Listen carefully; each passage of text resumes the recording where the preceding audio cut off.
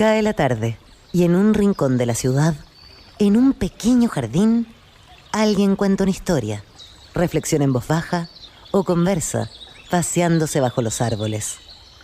Es hora de volver a casa, bajar la velocidad y darle tiempo al tiempo. Christian Warnken nos abre la verja de su jardín para que respiremos aire puro y oxigenemos el espíritu. En Pauta, aquí comienza Desde el Jardín, una presentación de Fundación Irarrázaval, desde 1920, al servicio de la educación, humanismo y técnica, y Grupo Viva, promoviendo la sostenibilidad en la empresa y los barrios. Lo esencial de toda exploración será volver al propio jardín y ver las cosas por primera vez, decía el poeta T.S. Eliot. Queridos y queridas radiovidentes, que al escucharme me están viendo, por eso son radiovidentes. En Temuco, Antofagasta, Viña del Mar, Santiago, Valparaíso, estoy abriendo puntualmente la verja de madera de mi jardín. Ya se escucha el sonido de que el Tehues y Bandurrias merodeando por ahí, también mi fiel Chucao tiene que estar en algún rincón de este jardín, en el sotobosque. Y me gusta, como ustedes saben, los días lunes, cruzar desde mi jardín al patio de la escuela, donde se escucha el sonido de las campanas, la vibración y la energía de los niños. Ahí estamos llegando al patio de la escuela. Y cada vez que llego a la escuela, me encuentro con ella, escucho su voz, con esa fantasma ilustre que es Gabriela Mistral. Muchas de las cosas que hemos menester tienen espera, el niño no. Él está haciendo ahora mismo sus huesos, criando su sangre y ensayando sus sentidos. A él no se le puede responder mañana, él se llama ahora. Cada vez que escucho su voz, la verdad es que me emociona muchísimo escuchar la voz de Gabriela Mistral. Qué gigante, no solo poeta, pensadora de la educación. Y hoy día, en vez de leer una prosa que siempre leo en este programa, una prosa de su pensamiento pedagógico, voy a leer un pedacito, un fragmento de un poema que ella escribió al final de sus años de su vida, antes de volver a Chile definitivamente, ¿no es cierto?, cuando ya fue enterrada. Ella tenía una nostalgia tremenda del Chile real, del Chile profundo, del Chile campesino, del Chile rural, y escribió un poema de Chile en que se imagina ella misma volviendo a Chile, pero como fantasma, y acompañada de un niño, un niño nortino, un indígena nortino, y un huemul. Y van conversando a través de este viaje, este descenso que hace a través de Chile. Y ella le va enseñando Chile, le va mostrando los detalles, pero sobre todo se detiene en las plantas, en las flores. Gabriela Mistral se definió muchas veces como huertera, le fascinaba hacer huertos. Fíjense este fragmento muy hermoso en que el niño la escucha y la ve a veces a ella conversar sola, como si estuviera loca, digamos, en desvarío, conversando al lado de las plantas, de los árboles. Y entonces el niño le dice: a veces, mamá, así le decía el niño a Gabriela Mistral, te digo que me das un miedo loco. ¿Qué es eso, di, que caminas de otra laya que nosotros y de pronto ni me oyes y hablas lo mismo que el loco, mirando y sin responder o respondiendo a los otros? ¿Con quién hablas, dime, cuando yo me hago el que duerme y oigo? ¿Será con los animales, la hierba o el viento loco? Y Gabriela Mistral le responde: porque todos están vivos y a lo vivo les respondo. También contesto a lo mudo, por ser mis parientes todos. Y el niño le dice: jaja, mamá, la mamá, calla o me lo cuentas todo. Y ahí Gabriela Mistral le empieza a contar cómo era cuando niña, cómo era su infancia, cómo los más grandes saberes ellos lo aprendió en la huerta, lo aprendió en las plantas que le enseñaba su madre en el Valle del Elqui. Me llamaban 4 añitos y ya tenía 12 años. Así me mentaban, pues no hacía lo de mis años. No cosía, no surcía, tenía los ojos vagos, cuentos pedía, romances, y no lavaba los platos. Ay, y sobre todo a causa de un hablar así, rimado. Y el niño le pregunta: ¿y qué más? ¿Qué más hacías? Ve contando, ve contando. Y Gabriela Mistral le responde: me tenía una familia de árboles, otra de matas. Hablaba largo y tendido con animales hallados. Todavía hablo con ellos cuando te vas escapado, pero ellos contestan solo cuando no les haces daño. No los hostigó mi santo Francisco y les dijo hermano. Se refiere a San Francisco, que conversaba con los animales y con las plantas. Y es muy hermoso, porque lo que dice aquí Gabriela Mistral es que ella tenía un diálogo íntimo de conversación directa con la fauna, con la flora, con las plantas, con la naturaleza.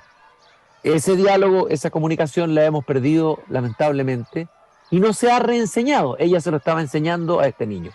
Y hoy día, en el patio de la escuela, voy a conversar con dos profesionales jóvenes, Sofía Schmidt y María Jesús Parada, que coordinan un maravilloso proyecto, Jardines Nativos en Aprendizaje, en la provincia de Yanquihue. De alguna manera, si lo interpreto yo, ellas están haciendo un poco lo mismo que hizo Gabriela Mistral, intuitivamente con este niño, de reconectar a los niños con la flora de su propio medio, de su propio entorno. Ellas nos van a contar en qué consiste ese proyecto. Sofía Schmidt es arquitecta de la Chile, amante de la flora nativa, profesora de la Universidad de San Sebastián en la sede Patagonia, entre otras cosas. María Jesús Parada es terapeuta ocupacional y experta en desarrollo infantil en el área socioemocional. María Jesús, Sofía, muy bienvenidas aquí al patio de la escuela al lado de mi jardín. Muchas gracias. Qué bonita introducción. Les quiero primero preguntar, te voy a preguntar a ti, Sofía, ¿cuándo partió este proyecto Jardines Nativos? ¿Y en qué consiste, así en líneas gruesas, generales? Ok, mira, Jardín Nativo de Aprendizaje nació el año 2021 en una escuela que fue nuestra escuela piloto, que fue una escuela que nos recibió muy generosamente a cargo de Héctor Latorre, que es su director. Y ahí con él implementamos esta idea que habíamos creado, que habíamos postulado un fondo que no habíamos ganado, entonces eso permitió que el proyecto quedara bien redondito en sus objetivos y actividades.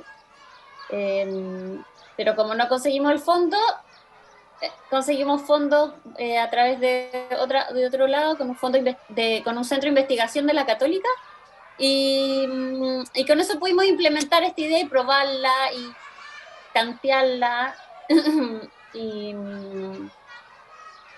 en ese tanteo se fue armando el proyecto que es hoy, ¿cierto? Y hoy es un programa, es un programa que busca el aprendizaje socioemocional de los niños de escuelas rurales de esta provincia por medio del conocimiento profundo de la flora de su entorno, que es flora local, que es flora nativa, que encontramos lamentablemente lejos de sus escuelas, porque ya no es tan común verla. Eso, y el hito máximo, ¿cierto?, de este programa que dura 3 años es la construcción de un jardín nativo, que se hace en codiseño, en colaboración y en co-construcción con ellos, con sus padres, con sus profesores. Toda la comunidad escolar participa en esta construcción de un espacio en la escuela para plantar plantas nativas y que luego ese espacio se usa para el aprendizaje socioemocional, pero también articulado a los objetivos de aprendizaje del currículum escolar. Entonces es un proyecto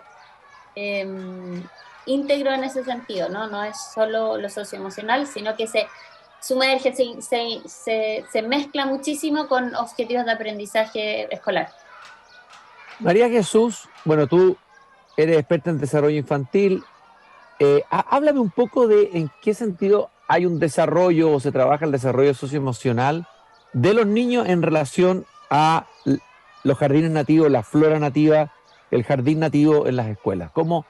¿Qué ocurre ahí? ¿Qué pasa con los niños? Cuéntanos un poquito de eso. Bueno, primero hay un trabajo en un proceso, ¿cierto?, que dura, como dijo la Sofía, 3 años, donde los niños poco a poco se van desarrollando autonomía, comunicación, se van apropiando del estudio de una especie al comienzo, luego van conociendo las especies que les tocó a sus otros compañeros, Entonces, como decía la Sofía, el espacio del jardín es un espacio integral donde en cada actividad está explícitamente desarrollado, como está desarrollada la actividad para que los niños vayan aprendiendo habilidades, que ellos mismos durante el programa van aprendiendo cómo se llaman estas habilidades, por qué las estamos aprendiendo, por qué son importantes para la vida. Entonces, en una actividad o en una unidad como es la plantación del jardín, por ejemplo, yo como niño o niña me implico en actividades de responsabilidad, de elección, yo conozco qué es lo que me gusta a mí hacer en el jardín, entonces se van como entretejiendo los aprendizajes. Y por otro lado hay un fuerte trabajo de analogías con lo propio, o sea, nosotros hacemos un trabajo explícito y siempre digo que nuestro sueño es que los niños cuando estén aproblemados, las niñas cuando tengan una dificultad, se pregunten, ¿qué haría la flora nativa en mi lugar? O sea, qué haría la naturaleza en mi lugar? Y hacemos un trabajo que va dirigido a que podamos definir al final o darnos cuenta y ser conscientes que nosotros también somos naturaleza. Entonces, Qué hermosa esa idea qué hermosa esa idea de ir a preguntarle a las plantas, o ir a preguntarle al bosque, o ir a preguntarle a la flora nativa qué es lo que ella ha hecho, bueno, una larga evolución para llegar a donde está, en resiliencia, me imagino, en autorregulación. A ver, ejemplifícame con un ejemplo, digamos, del trabajo de los niños con las plantas. ¿Qué específicamente hacen? ¿Qué actividades específicas, qué juegos o qué experimentos? No sé.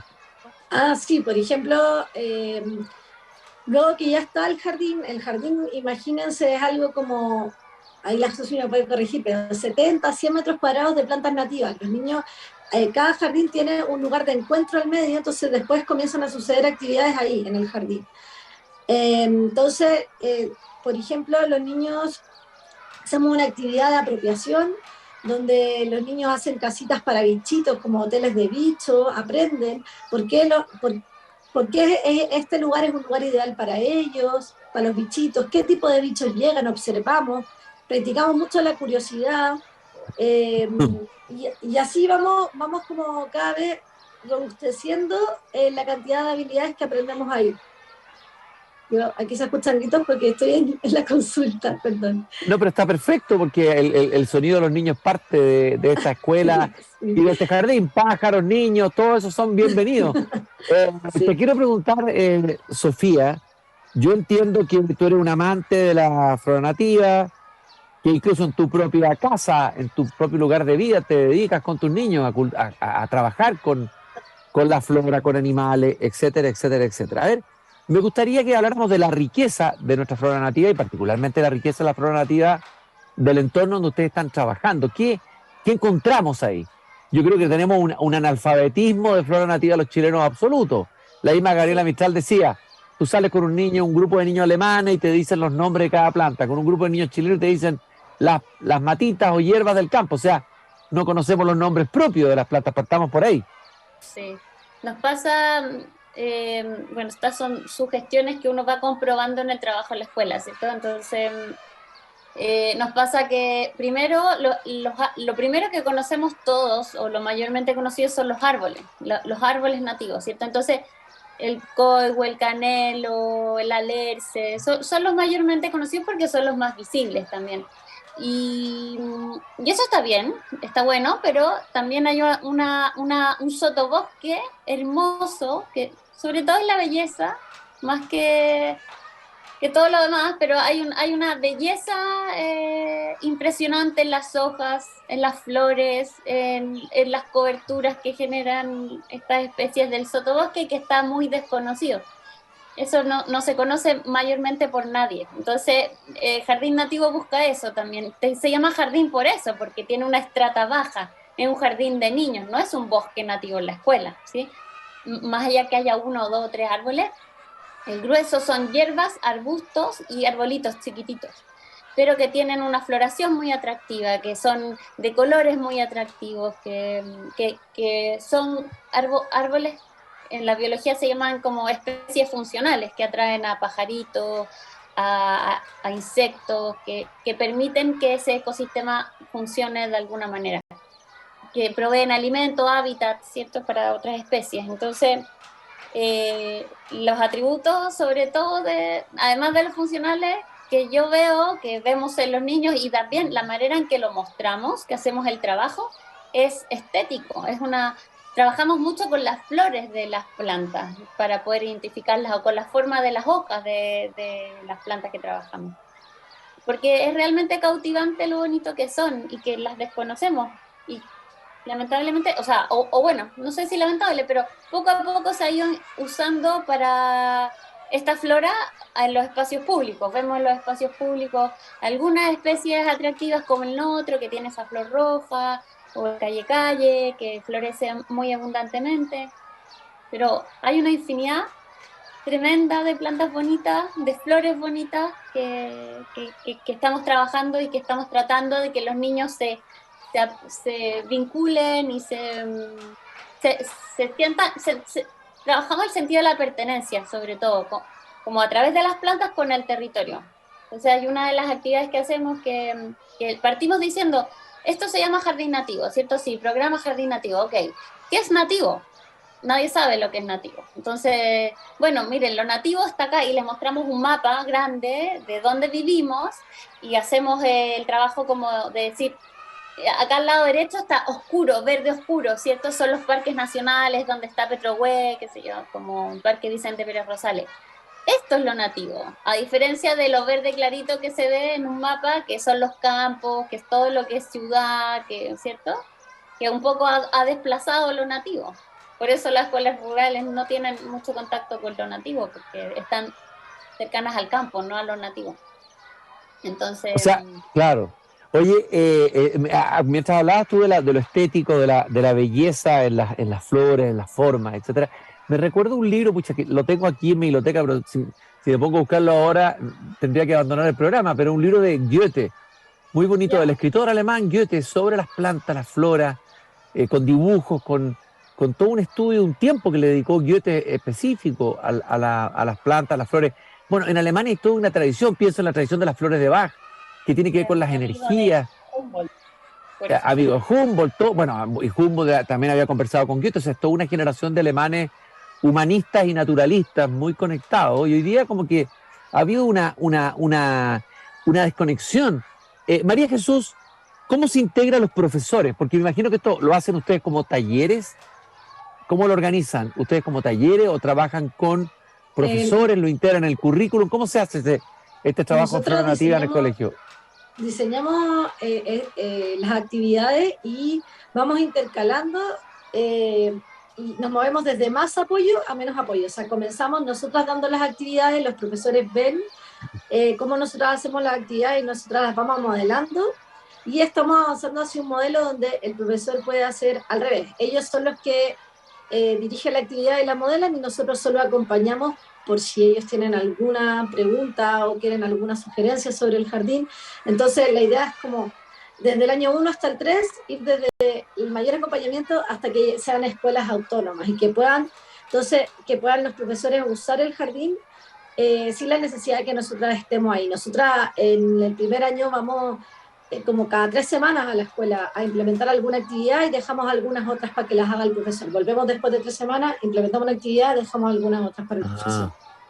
Y de esa forma, pero es importante, súper interesante el punto que tocas, Cristian, porque recientemente nosotros acabamos de adjudicarnos un fondo que es justamente para poder acompañar a los profesores, porque nos damos cuenta que para que el jardín permanezca vivo como una herramienta para el aprendizaje, es necesario que los profesores se como impregnen del modelo, ellos quieran estar, que digan, uy, tengo que hacer una actividad de matemática, la voy a ir a hacer al jardín, o una de ciencia, la voy a ir a hacer al jardín. Entonces ese acompañamiento a los profesores es lo que estamos profundizando y que vamos a estar profundizando por los próximos 3 años.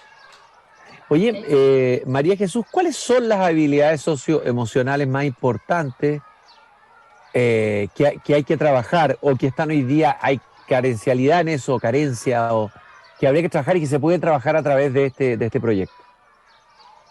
Sí, mira, pienso que, nosotros hicimos una medición a principio de año en la escuela. Nosotras en este programa trabajamos 8 habilidades socioemocionales en concreto, Y en ese estudio pudimos ver que lo más descendido en la escuela es la regulación socioemocional.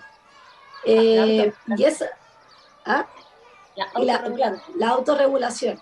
Entonces, ese es un trabajo que, al igual que el profesor se vaya impregnando del jardín, es un trabajo que toma tiempo. Yo necesito autoconocerme, ponerle el nombre, etiquetar la emoción que yo siento para poder trabajar sobre ella y regularla, comunicarla, como tiene hartos pasos antes de que yo me pueda regular, ¿cierto? Eh, Además, hay otra habilidad que me parece muy importante, que es la mentalidad de crecimiento, es decir, cómo yo creo que puedo cambiar, o sea, si yo creo que los cambios son posibles y cómo los puedo hacer.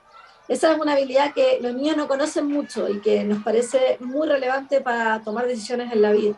Entonces, es otra habilidad que también vamos cambiando. Como decir, ah, yo soy malo para esto, ya, pero eso se puede cambiar, ¿cómo lo puedo cambiar? ¿Qué puedo hacer en el jardín para aprender esto que no sé? O cómo me puedo acercar a practicar esa habilidad que no me sale tan bien. ¿Sí? Bueno, y entonces esto se hace, bueno, ellos en el fondo, a ver, en el fondo aquí ellos participan de una experiencia, más que una teoría sobre las plantas, es una experiencia, una especie de inmersión de conocimiento Sí. directo, distinto tal vez del conocimiento de nuestra asignatura, que a veces es teórico abstracto, ¿no? ¿Qué es lo que aprenden, Sofía? ¿Qué es lo más importante que aprenden los niños? ¿Cuál es el salto que se da en ese aprendizaje una vez que conocen mejor los nombres, no sé, las Sí. características, todo lo que tú señalabas recién?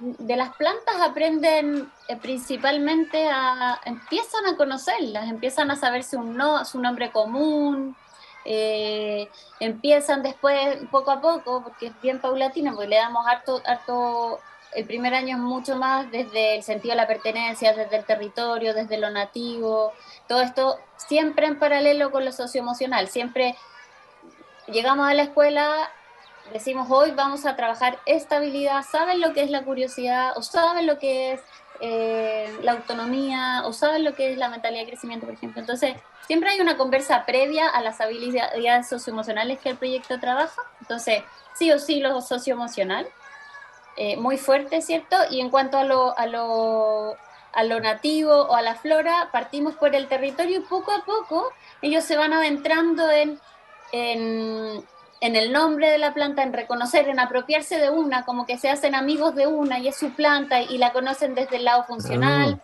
desde el lado cultural también, o sea, para qué se usa, a qué ayuda a sanar, en qué lo usaban los mapuches, o mi abuela también traen información sobre historias personales, como, mi abuela lo usa para hacer mermeladas, o mi abuela siempre hace agüitas con esto, cosas mm. así. Y Eh, ahí bueno, me gustaría agregar algo, pero es muy lindo cómo los niños se van apropiando, porque el día que plantamos, siempre están los niños como, hey, ¿dónde está mi matico? ¿Dónde está mi tabaco del diablo? Entonces, y ellos mismos deciden en un trabajo previo dónde va a ir. Las vamos a poner por ornamentales o por comestibles, o sea, como que hay un trabajo grupal o de por decidir color, cómo va a ser el diseño del jardín. claro. Y no sé, por ejemplo, el segundo año, nosotros estamos en un segundo año, ¿cierto? Partimos con una escuela piloto, el segundo año, esa escuela piloto está en su segundo año y entraron 4 escuelas nuevas al programa. Entonces, este año tuvimos 4 nuevas escuelas en su primer año. En ese segundo año de la escuela piloto, los niños se apropiaron muchísimo de su jardín y tuvieron una experiencia que llamamos de especialidades. Entonces, hubo un grupo de niños que estudió el jardín desde el diseño, entonces cómo estaba diseñado, qué faltaba hacer, cómo podíamos mejorarlo. Otros niños estudiaron las plantas desde lo comestible, qué se podía hacer para poder cocinar con las plantas del jardín. Otros estudiaron los bichitos, fueron a estudiar o ver o observar qué bichitos se encontraban en el jardín, entonces las tenían dibujados y le hicieron estas casitas de bichos. Después otra especialidad era la herbología, qué funciones tienen estas plantas para la medicina o para curar. Y después, ¿cuál se me queda en Diseño, herbología, entomología. hacer los A bichitos? la entomología, Ah, fascinante, estudio de los insectos, ¿no? De los sí. insectos. O sea, aproximaciones súper escolares, pero desde esos puntos de vista, desde esos focos van empezando a adentrarse en el jardín. Y en el fondo son son sugerencias, son ideas que modelamos y que hacemos en el jardín para que el profesor pueda después autónomamente decir, hoy día voy a trabajar los exploradores. Entonces tiene como tema global los exploradores y usa el jardín para ver esos temas. Entonces es infinito. A nosotros se nos ocurren millones de ideas que hacer en el jardín. Se nos ocurren atributos tinctorios, se nos ocurre contar las semillas para aprender matemáticas, comparar las hojas para ver formas geométricas, Qué maravilla. ver las cosas con lupa, entonces ver todo el tema microscópico de Oye, casi como que habría que insertar la escuela dentro del jardín, o sea, habría que rediseñar todo el currículum y colocar el jardín como el eje de una educación. ¿Por qué no? Una educación ligada a la tierra. Probablemente en el futuro muchos proyectos educacionales ya hay, varios en el mundo, pero Sí. en donde el corazón está el jardín, la naturaleza, el bosque, lo que sea, ¿no? El entorno. Sí. Hay montones. Se llama educación en la naturaleza. O learning nature, algo así. Sí, hay un documental incluso. Forest. Hay un documental en Netflix muy interesante donde muestran distintas experiencias educativas en el mundo. Creo que está en Netflix. María Jesús, a ver, cuéntame cambios que ocurren en niños, en los procesos que ustedes ven, el proceso, ejemplos de transformación en niños que a lo mejor al comienzo no sabían ni el nombre de las plantas, primera que se enfrentaban a esta experiencia. ¿Qué es lo que pasa en todo el proceso?